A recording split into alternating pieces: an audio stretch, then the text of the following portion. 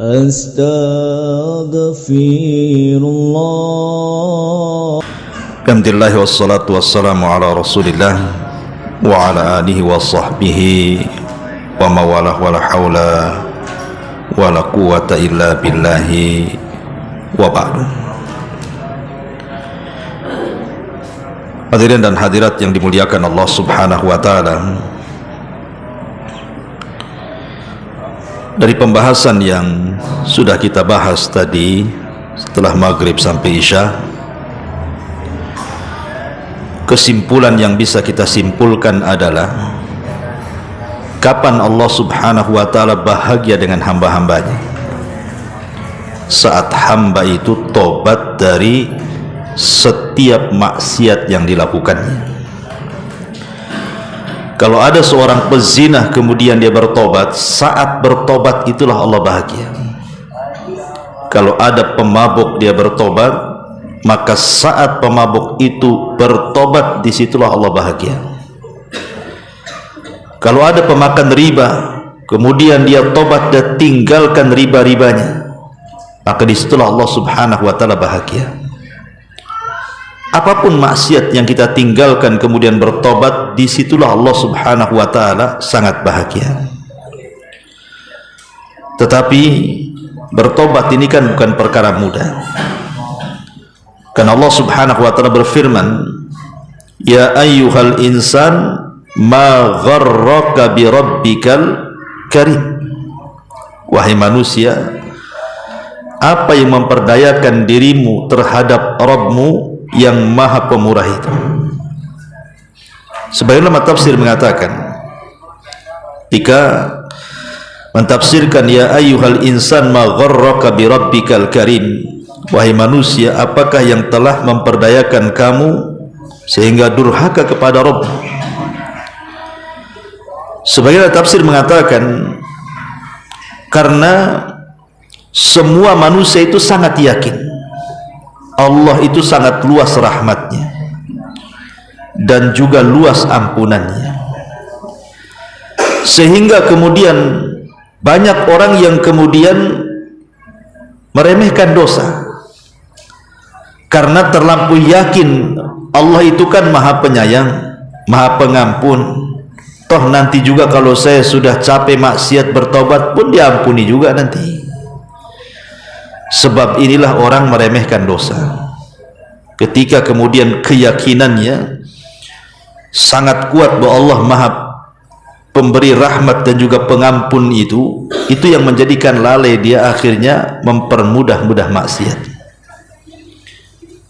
Ataupun penafsiran yang kedua, ada yang mengatakan bahwa ketika Allah mengatakan hai manusia, apakah yang telah memperdayakan kamu sehingga berbuat durhaka dengan Tuhanmu yang maha pemurah itu, artinya membalas kemurahan Allah dengan kedurhakaan kita kepadanya. Jadi Allah baik dengan kita, kita balas dengan ketidakbaikan itu. Harusnya kan timbal balikan gitu. Kalau ada orang berbuat baik kepada kita saja, kalau bisa kita berbuat baik kepada dia kan gitu. Itu manusia sesama manusia, apalagi kepada Allah azza wa jalla. Tapi masyarakat muslimin yang muliakan Allah azza wa jalla, kalau saya bentangkan permasalahan taubat ini nggak selesai-selesai, karena memang babnya panjang sekali. Tapi intinya adalah kalau cerita taubat, al-a'mal bi khawatimiha, amal itu ditentukan akhirnya. Amal itu ditentukan akhirnya, tapi akhir juga terkadang penentuannya di awal.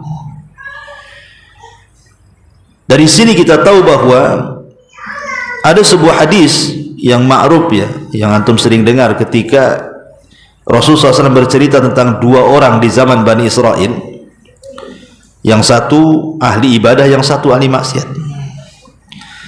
Yang ahli ibadah ini baik memberikan nasihat kepada ahli maksiat, cuman jeleknya ketika ahli ibadah ini mungkin dah bosan nasihati kawan yang ahli maksiat ini, sehingga ketika dia melihat ada maksiat yang tidak bisa ditolerir menurut dia, bersumpah pula dia melewati takdirnya dan mengatakan wallahi illam tatub la yaghfirullahu lak, demi Allah kalau engkau tidak bertobat Allah tidak akan mengampuni dosamu.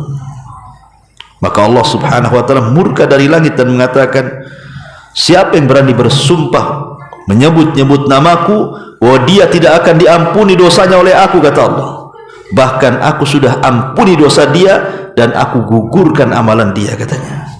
Yang ahli maksiat dimasukkan ke dalam surga, yang ahli ibadah pula dimasukkan ke neraka. Artinya kan ampunan milik Allah. Allah berhak mengampuni siapa yang dikehendakinya. Bukan kita yang mengatur ampunan. Tapi yang jelas bahwa al-a'mal bi khawatimiha, kalau bisa setiap amal itu ditentukan akhirnya. Taib, ini diantara poin pertama ya, tentang masalah bagaimana Allah subhanahu wa ta'ala itu sangat bahagia dengan hamba-hambanya. Ma'asyiral muslimin yang dimuliakan Allah subhanahu wa ta'ala. Kemudian poin selanjutnya dijelaskan di mana Nabi SAW juga bersabda bagaimana bahagianya Allah subhanahu wa ta'ala kepada hamba-hambanya. Disebutkan dalam riwayat dari Ibnu Mas'ud radhiyallahu an, ini ada yang mengatakan mauquf. Mauquf itu tidak sampai kepada Rasul, tapi ucapan Abdullah bin Mas'ud.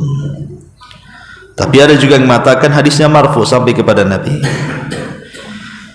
di mana Nabi Abdullah bin Mas'ud meriwayatkan sebuah athar, innallaha la yadhaku ila rajulaini, sesungguhnya Allah subhanahu wa ta'ala akan benar-benar tertawa kepada dua orang laki-laki. Kemudian beliau mengatakan, yang pertama, rajulun qama fi lailatin baridatin min firashihi wa lihafihi wa disarihi fatawadda'a thumma qama ila salati fayaqulullahu azza wa jalla li malaikatihi ma hamala abdi hadza ala ma sana. Yang pertama yang membuat Allah subhanahu wa ta'ala sampai tertawa, dan ingat tertawanya Allah tentu beda dengan tertawa makhluknya. Tapi di sini ahli sunnah wal jamaah menetapkan sifat tertawa bagi Allah subhanahu wa ta'ala. Tentu tertawa sesuai dengan keagungan dan kemuliaan Allah. Laisa kamitslihi syai'un wa huwas samiul basir. Lah, ketika Allah subhanahu wa ta'ala tertawa menunjukkan apa? Bahagia. Karena di antara ekspresi orang bahagia kan tertawa. Kata Abdullah bin Mas'ud radhiyallahu an, pertama seorang laki-laki yang berdiri untuk sholat malam di waktu cuaca yang sangat dingin bagi dia untuk bangun. Tiba-tiba dia bangun dari pembaringannya, bangun dari selimutnya, kemudian dia berwudu, kemudian dia sholat malam. Maka Allah berkata kepada para malaikat, apa yang memotivasi hambaku ini melakukan hal tersebut? Dingin-dingin, harusnya tidur ngorok, malah bangun sholat malam pula. Apa yang dikehendaki dia? Maka kemudian para malaikat mengatakan, Rabbana raja'a ma indaka, sesungguhnya dia melakukan tidak lain dan bukan karena mengharap apa yang ada di sisimu. Maka Allah subhanahu wa ta'ala katakan, fa inni qad a'taituhu ma raja wa amantuhu mimma yakhaf, sesungguhnya aku sudah berikan keinginannya dan aku jaminkan aman dari rasa takutnya. Berarti yang kedua, orang-orang yang membuat Allah bahagia adalah orang yang tegak di malam hari dalam rangka sholat tahajud. Ini Allah sangat bahagia. Ini yang kedua. Kemudian juga yang ketiga, disebutkan dalam satu redaksi hadis dari Abi Darda radhiyallahu an, dari Nabi sallallahu alaihi wasallam. Hadis ini dikeluarkan Imam Hakim dalam Mustadraknya, dan juga Imam Baihaqi dalam kitabnya Al-Asma wa Sifat, dan juga Al-Haytami dalam Al-Majma' Az-Zawaid. Kemudian juga Imam Tabrani mencantumkan dalam kitabnya Al-Kabir dengan rijaluhu thiqat, para perawinya semua terpercaya. Apa kata Rasulullah? Salasatun yuhibbuhumullahu wa yadhaq ilaihim wa yastabshiru bihim 3 orang Allah sangat mencintai mereka, Allah tertawa karena mereka, dan Allah bahagia karena mereka. Siapa 3 orang ini? Kata Nabi SAW, alladzi idzan kasyafat fi'atun qatala wara'aha binafsihi lillahi azza wa jalla fa imma an yuqtal wa imma an yansurahu Allah ta'ala wa yakfiyahu fayaqulu ungdur ila abdi hadza kaifa sabara li binafsihi. Yang pertama, seorang laki-laki ketika diutus dalam medan pertempuran, di hadapannya ada musuh besar, perang, dia tembus musuh itu dan dia berjihad, betul-betul berjihad. Boleh jadi dia bisa terbunuh mati syahid, atau mungkin ditolong Allah azza wa jalla. Maka Allah subhanahu wa ta'ala berfirman kepada para malaikatnya, lihat orang itu, kok dia bisa sabar karena aku, katanya. Maka aku bahagia dan tertawa serta senang melihatnya, kata Allah. Kemudian juga yang kedua, walladzi lahu imra'atun hasanatun wa firashun layyinun hasanun fayaqumu minal laili fayaqulu yadaru syahwatahu wa yadhkuruni walau sya'a raqad. Yang kedua, antum punya istri cantik secantik-cantiknya, apalagi baru menikah, tiba-tiba tengah malam antum tidak menemani istri antum di tempat tidurnya, antum lebih memilih bangun, ambil wudhu, kemudian tahajud. Padahal kalau dia mau, dia bisa bersenang-senang dengan istrinya, tapi dia gunakan malam itu untuk tahajud. Maka Allah subhanahu wa ta'ala katakan kepada para malaikat, coba lihat orang itu, katanya, dia bisa meninggalkan syahwatnya. Kalau dia mau, dia bisa tidur, tapi dia malah berdiri tengah malam, aku senang dengan dia, aku tertawa kepada dia, dan aku bahagia, katanya. Kemudian yang ketiga, dalam satu redaksi hadis ini, walladzi idza kana fi safarin wa kana ma'ahu rakbun fasaharu thumma haja'u faqama minas sahari fi dharra'i was-sarra.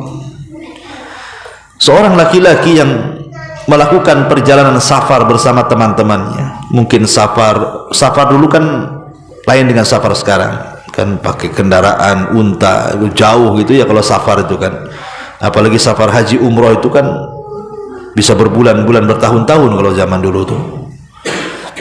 Kata Nabi SAW, kemudian yang ketiga orang yang safar, kemudian salah satu di antara mereka ketika lelah letih harusnya istirahat, maka di malam hari atau di siang hari dia gunakan lelahnya untuk sholat sunnah, untuk beribadah kepada Allah. Di saat manusia lelah letih kemudian tertidur, tidak, justru di waktu lelahnya dia beribadah kepada Allah.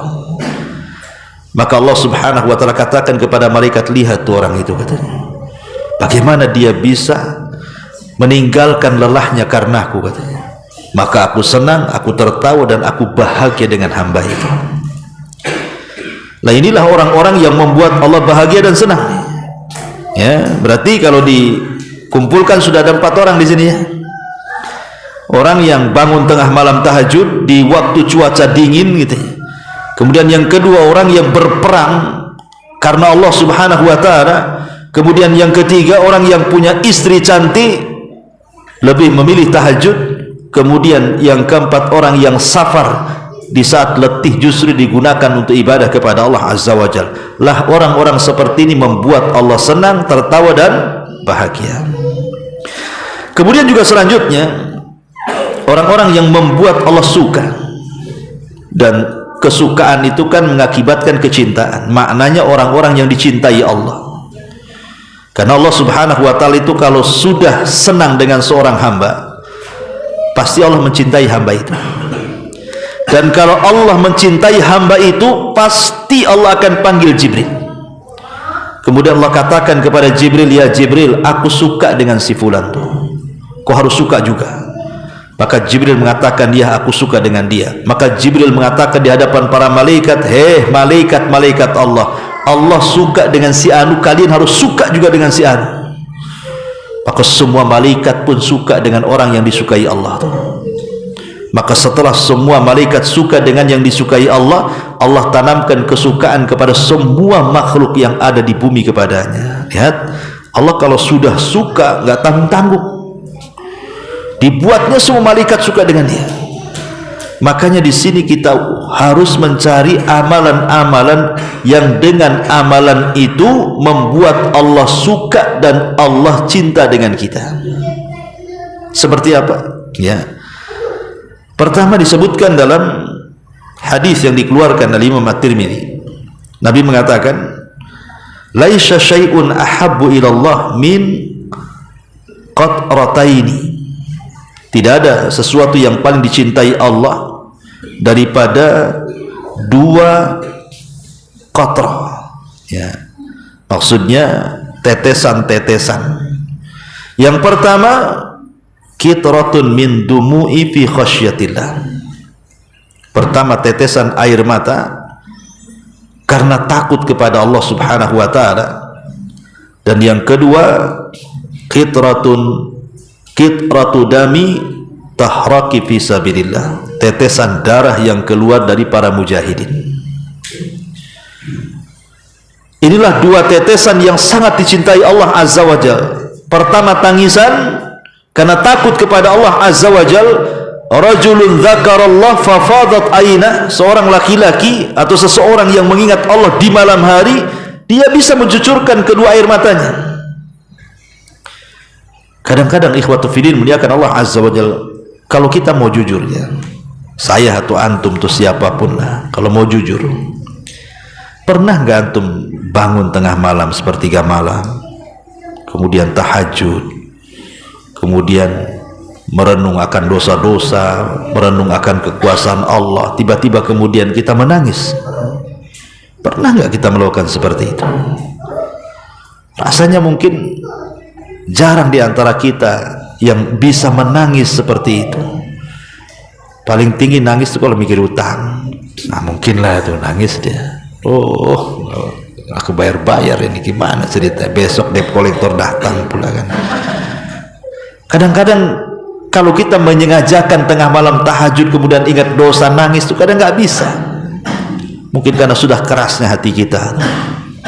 Padahal di antara 7 kelompok yang akan mendapatkan naungan di hari yang tidak ada naungan kecuali Allah, naungan Allah, naungan arsy Allah, salah satunya adalah rajulun dzakarallaha fafadat aina.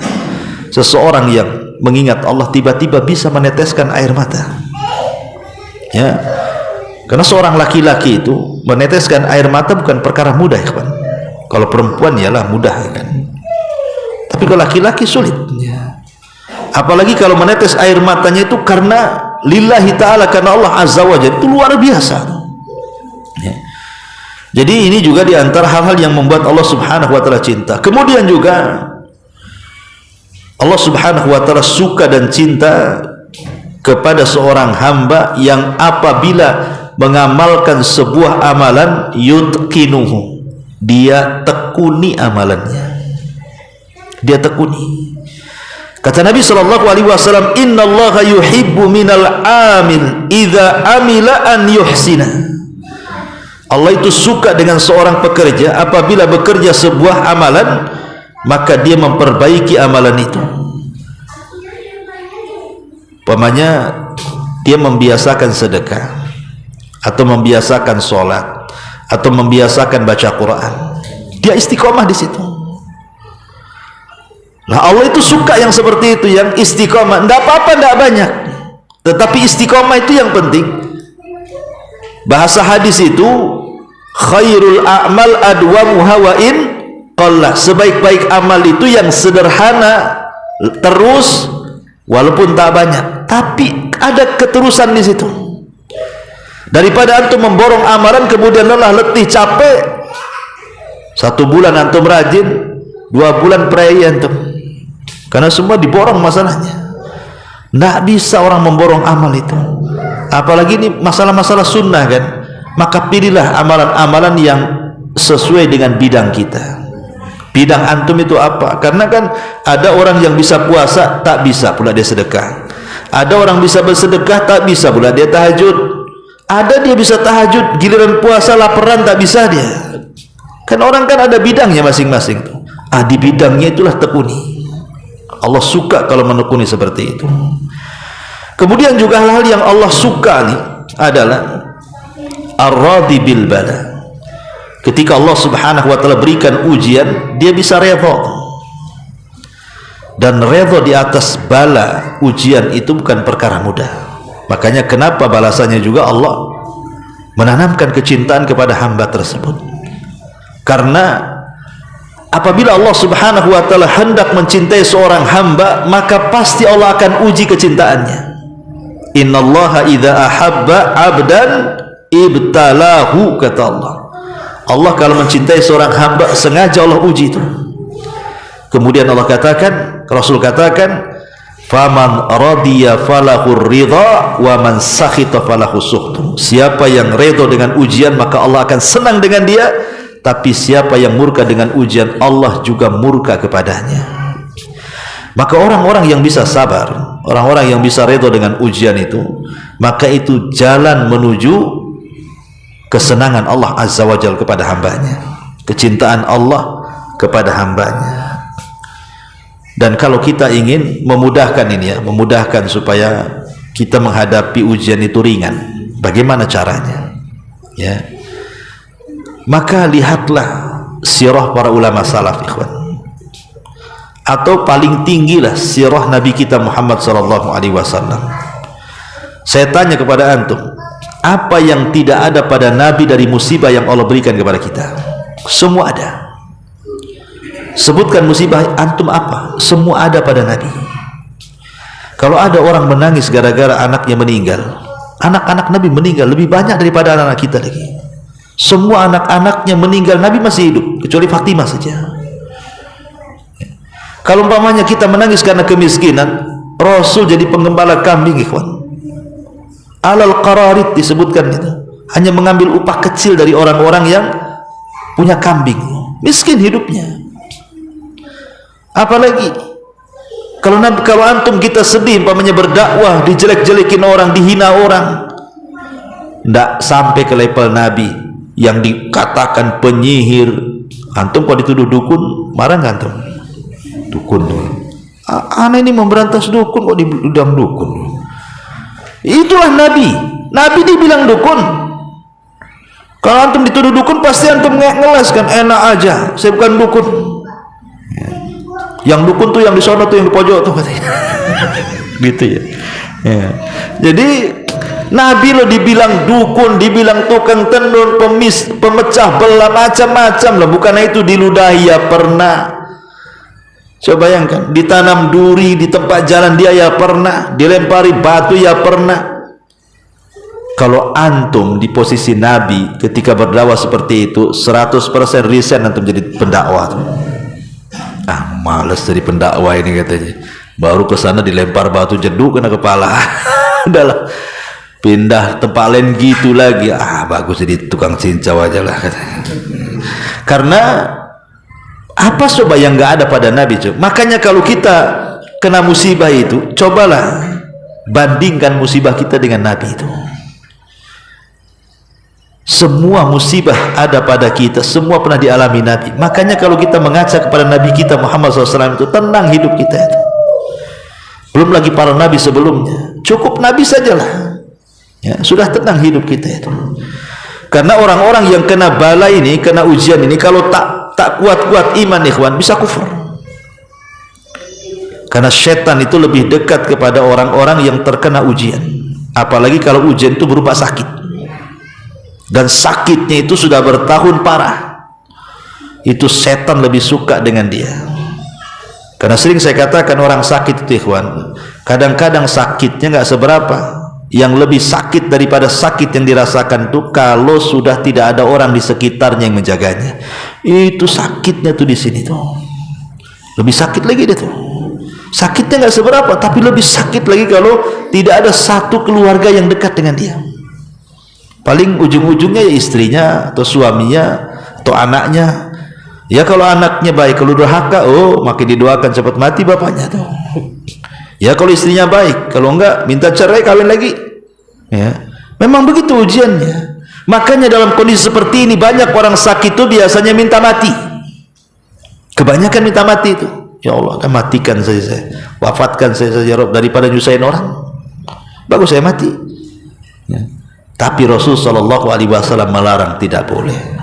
Kata Rasulullah, yatamayyana ahadukumul maut, jangan kalian berangan-angan ingin mati. Kenapa? Ya boleh jadi kalau seandainya Allah panjangkan umurmu, maka engkau bisa menambah amalanmu. Tetapi kalau engkau banyak dosa kemudian dipanjangkan umurmu, adalah kesempatan tobat di situ. Maka jangan boleh. Kalaupun pengen, kata Rasul, wa in kana walabud, kalau memang harus berangan-angan kematian, maka berdoalah kepada Allah, ya Allah kalau kematianku lebih baik ya sudahlah wafatkan saja, tapi kalau kehidupanku lebih baik cepat sembuhkan. Kalaupun harus gitu ya seseorang itu berangan-angan kematian, maka berdoa seperti itu. Tapi intinya bahwa orang yang sabar ketika tertimpa bala ataupun ujian dari Allah Azza wa Jal, maka tanda Allah suka dengan orang ini. Kemudian juga termasuk juga Allah itu suka dengan akhlak-akhlak yang lembut, arif. Allah Subhanahu wa taala, Rasul mengatakan innallaha yuhibbur rifqa fil amri kullihi. Allah itu suka dengan akhlak kelembutan dalam segala masalah. Bukan hanya berdakwah saja, dalam segala masalah, baik urusan dunia atau urusan agama. Karena asal memang dakwah sendiri adalah kelembutan. Wa in kunta faddan ghalidhal qalbi lan faddu min haulik. Kalau engkau keras wahai Muhammad dalam berdakwah, hilang loh, bubar semua orang-orang yang kau dakwai itu. Bayangkan, saya contohkan satu saja. Ketika Nabi SAW berdakwah kepada para pembesar Quraisy, kan biasa orang Arab itu kalau kepalanya masuk Islam, biasanya semua masuk Islam ke bawah-bawahnya kan. Contohnya umpamanya suku Aus, ketika Sa'ad ibn Mu'ad masuk Islam, satu suku Aus masuk Islam gara-gara Sa'ad ibn Mu'ad tuh. Bahkan Sa'ad bin Mu'ad mengatakan, kalau kalian tidak masuk Islam, jangan satu atap, jangan satu kabilah dengan saya. Satu Aus masuk Islam. Makanya Sa'ad ini ketika meninggal arasnya bergegar, 70.000 malaikat turun mengantarkan jenazahnya karena jasanya mengislamkan orang Aus tuh. Makanya Nabi SAW ketika berdakwah kepada para pembesar itu, kalau dia kayak Abu Jahal, kalau seandainya Allah takdirkan masuk Islam, atau Umayyah kalau Allah takdirkan masuk Islam, mungkin dalam pikiran Nabi nanti bawah-bawahnya orang-orang Quraisy itu mau masuk Islam. Ketika dia sedang asik, datanglah orang buta, Abdullah ibn Umi Maktum. Ini Abdullah ibn Maktum tuh jelas-jelas ingin masuk Islam loh. Dia nggak perlu didakwai lagi, memang ingin datang masuk Islam, nggak perlu diceramai lagi.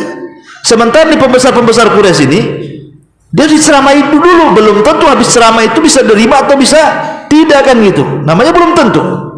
Lah yang sudah tentu-tentu malah kemudian oleh Nabi SAW dibuat masam mukanya dan berpaling. Kayaknya nggak suka gitu. Saya kan lagi ada acara dengan para pembesar, janganlah ganggu, nanti aja nih bahasanya seperti itu. Jadi agak masam lah muka Nabi itu.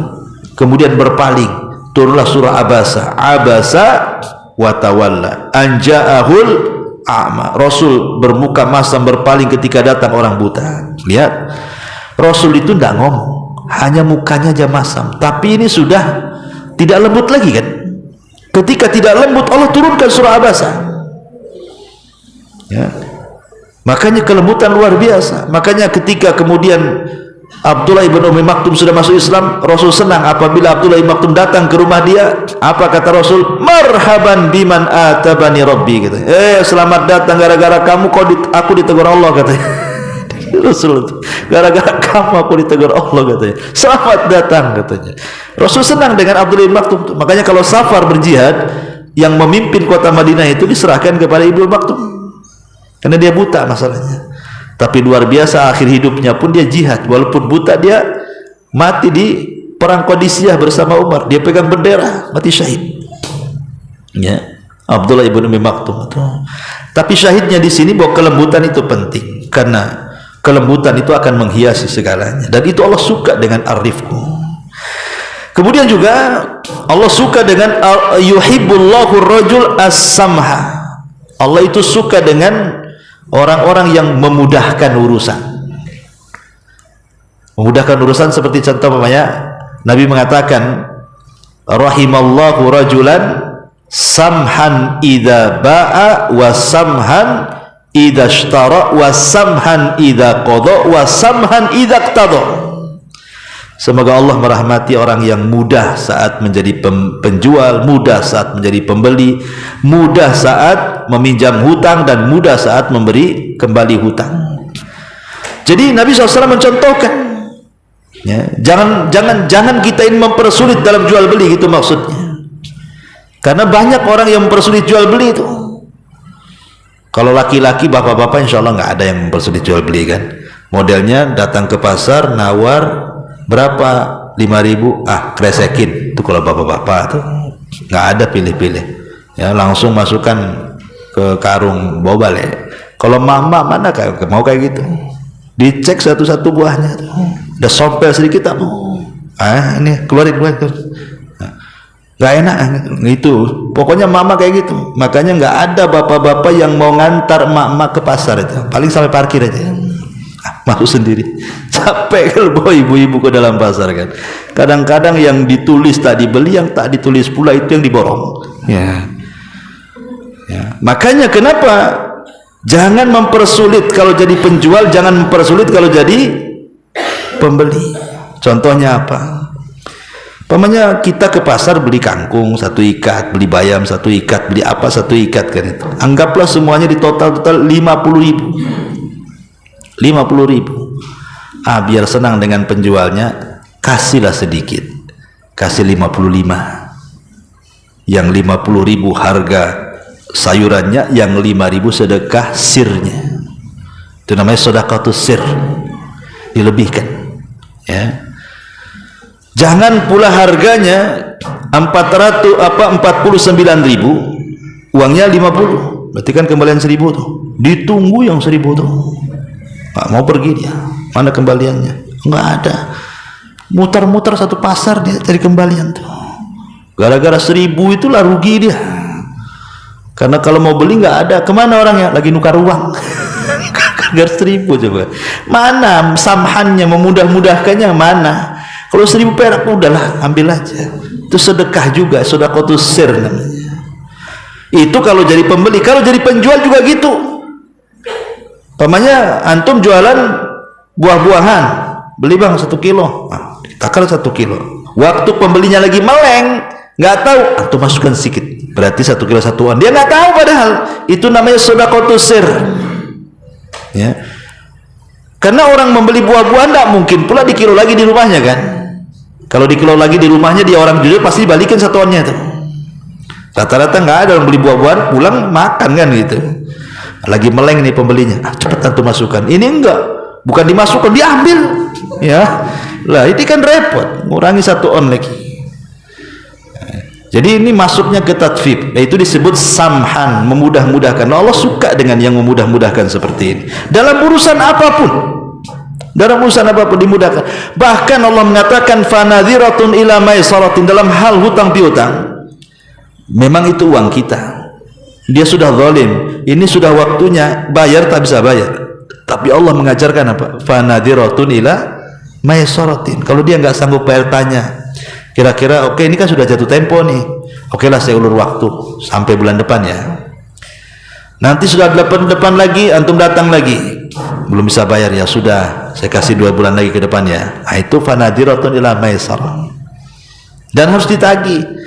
Jangan bosan, malas Ustaz saya nagih. Kenapa? Udah ribuan kali saya tagih. Pura-pura bego aja dia katanya. Gitu. Nggak apa-apa, tagih aja. Jangan malu. Karena kalau antum nagih diingatkan, dan ingat selama dia tidak mengembalikan uang antum, sebanyak itulah pahala antum dapat setiap harinya. Sebanyak uang yang antum pinjamkan tuh. Coba bayangkan, Bahagia sebenarnya orang yang kalau ngutangin orang nggak dibayar itu justru dapat pahala banyak. Kalau dia umpamanya 40 tahun tak bayar, 40 tahun dapat pahala tanpa harus sholat, tanpa harus puasa, tanpa harus berzikir, baca tahu-tahu dah ditransfer aja ya ke rekening bank syariah tuh. Kalau itu udah dibayar berarti ya. Artinya bahwa intinya di sini Allah suka dengan orang yang mudah. Kemudian juga yuhibbullah al-haya was-sitra. Allah ini suka dengan orang yang malu dan juga as-sitr. Sitr itu maksudnya menyembunyikan aurat dia, nggak sembarang kencing, nggak sembarang buang hajat besar kan itu kan. Karena kalau di masyarakat itu kan banyak orang-orang kalau di Jawa ya, saya pernah jalan-jalan ke Jawa Timur, lihat supir-supir bus itu lo kencing itu nyelinap tuh. Busnya yang dikencingi, bannya itu. Saya bilang ngapain dia ngadap ke ban itu? Rupanya lagi kencing. Entah lagi dicuci mungkin bannya itu.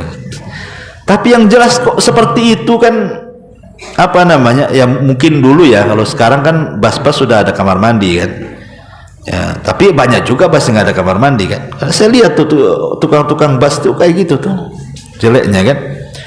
Padahal Islam itu tidak mempersulit loh. Kalau tidak ada air kan ada istijmar pakai batu, kalau nggak ada air kan bawa batu lah kan itu. Kemudian ke tempat yang bisa lapang dia melakukannya dan orang tidak tahu. Ini di tengah jalan loh, di pinggir jalan orang lewat lalu lalang itu dia nengok kan. Lah ini Allah tidak suka yang seperti ini, karena orang ini hilang rasa malunya, naudzubillah ya. Lah orang-orang yang menjaga rasa malunya maka Allah sangat suka. Kemudian juga di antara hal-hal yang Allah Subhanahu wa taala sukai selain daripada itu adalah salat witir. Karena memang ada nasnya kan. Innallaha yuhibbul witra. Allah itu suka dengan orang yang melakukan salat witir. Dan salat witir itu seafdal-afdal salat malam. Ikhwan, salat witir itu seafdal-afdalnya salat malam setelah salat wajib. Dan salat witir itu bisa dilakukan 1 rakaat. Antum baca Fatihah, baca kulhu, selesai. Ya kan? Itu salat paling singkat, salat witir itu. Karena bisa dilakukan 1 rakaat. Ya. Cukup dengan Al-Fatihah, Inna A'tayna yang paling pendek, selesai, antum langsung salam. Tapi walaupun itu sependek-pendeknya sholat, sebaik-baiknya sholat, jarang kita lakukan sholat witir itu. Padahal witir itu kan bisa dilakukan setelah isya. Kalau memang tidak bisa bangun sepertiga malam, selepas isya bisa dilakukan kan. Tapi lihat bagaimana Allah suka dengan orang yang melaksanakan witir itu. Padahal itu sholat paling ringkas, 1 rakaat pun bisa. Jangan seperti Utsman, antum tidak sanggup. Utsman bin Affan itu 30 juz 1 rakaat tuh. Allahu Akbar. Qul a'udzu birabbin nas, selesai. Antum ambil qul a'udzu birabbin nasnya aja, Al-Baqarah ditinggal. Utsman bin Affan dari Al-Baqarah sampai qul a'udzu birabbin itu terkenal tuh. Dia menghatamkan Quran dalam 1 witir. Luar biasa ya, karena Allah suka dengan yang witir itu. Termasuk Allah itu suka dengan yuhibbut taqiyal ghaniyal khafi. Orang yang kaya bertakwa tapi kalau sedekah sembunyi-sembunyi. Karena rata-rata biasanya orang kaya itu jalan bertakwa, apalagi jalan sedekah. Sedekahnya itu harus ada kamera di belakangnya.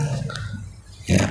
Antum lihatlah di YouTube tuh, kan ada namanya buat konten kadang-kadang kan, ngeprank tukang cilok dikasih 10 juta.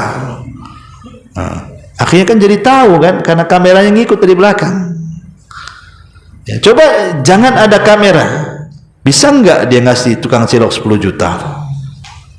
Kayaknya berat kan itu. Disitulah diuji keikhlasannya kan. Coba orang-orang yang suka buat konten-konten sedekah itu, jangan disoting. Betul-betul sedekah seperti yang Anda syuting itu. Saya nggak yakin itu mereka bisa lakukan. Karena memang intinya mereka ingin, oke lah kalau dia dilakukan orang kaya berarti ingin syuhrah kan, ingin dikenal. Karena orang kaya nggak butuh harta, mereka butuh keterkenalan. Syuhrah, disebut syuhrah kan gitu, supaya orang tahu dia dermawan ya, supaya orang tahu orang baik ya. Satu sisi memang edukasi bagus lah gitu ya, daripada mungkin acara-acara yang tidak baik ya. Tapi satu sisi juga kita lihat bahwa ada hal-hal yang bisa menjurus kepada riya. Hal-hal yang bisa menjurus kepada riya. Kadang-kadang yang lebih parah tuh, kadang-kadang ngasihnya tak banyak, nyotingnya pula 1 jam. Ngasihnya dikit, tapi dipermalukan sama keluarganya. Sampai disoting ke rumahnya, ya Allah, kalau sampai begitu. Ya. Ini makanya kalau ingin dicintai Allah, jadilah orang kaya yang bertakwa, dan kalau sedekah sembunyi-sembunyi. Tapi ikhwan, muliakan Allah Azza wa Jalla, sebenarnya banyak pembahasan karena sudah 8:30 juga. Insyaallah kita lanjutkan di lain kesempatan. Mungkin tidak ada pertanyaan ya, pagi saja nanti pertanyaannya, simpan pertanyaan untuk nanti pagi ya. Mudah-mudahan antum datang ya, kalau tak datang ya nunggu saya datang lagi ke sini. Subhanakallah bihamdika asyhadu an la ilaha illa anta astaghfiruka wa atubu ilaik.